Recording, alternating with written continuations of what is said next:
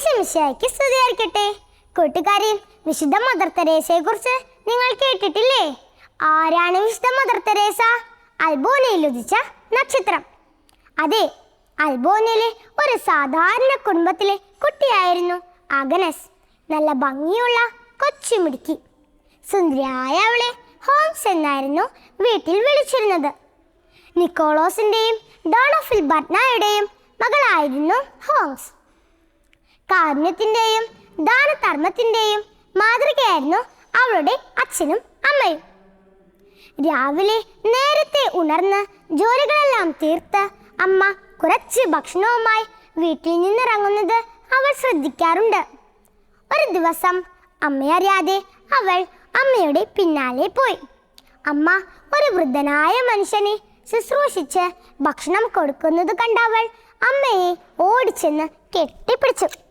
അമ്മ പറഞ്ഞു, മോളെ, നീയും വലുതാകുമ്പോൾ ഇതുപോലെ ചെയ്യണം കേട്ടോ. അവൾ വലുതായപ്പോൾ കർത്താവിൻ്റെ മണവാട്ടിയായി തീരാൻ തീരുമാനിച്ചു. അയർലൻഡിലെ ലൊറേറ്റോ മഠത്തിൽ ചേർന്നു. ഇന്ത്യയായിരുന്നു മദറിൻ്റെ പ്രധാന പ്രവർത്തന സ്ഥലം.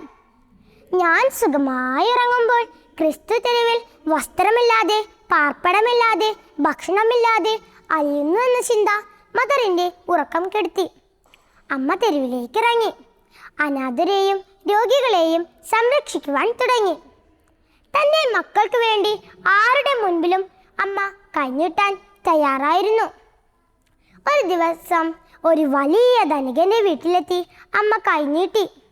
അയാൾ ആ കൈകളിൽ കാർപ്പിച്ച് തുപ്പി. ആ കൈ സ്വന്തം നെഞ്ചോട് ചേർത്ത്, എനിക്കുള്ളത് കിട്ടി, ഇനി എൻ്റെ മക്കൾക്ക് എന്തെങ്കിലും തരൂ. മദറിൻ്റെ വാക്കുകൾ അയാളെ ഞെട്ടിച്ചു. പിന്നീട് അയാൾ മാനസാന്തരപ്പെട്ട് ഒരു വലിയ തുക സമ്മാനമായി നൽകി. ഈ അമ്മയെ ലോകം ആദരിച്ചു. 100ഓളം പുരസ്കാരങ്ങൾ അമ്മയെ തേടിയെത്തി. കനിവിൻ്റെ അമ്മ, പാവങ്ങളുടെ അമ്മ, ജീവിക്കുന്ന വിശുദ്ധ.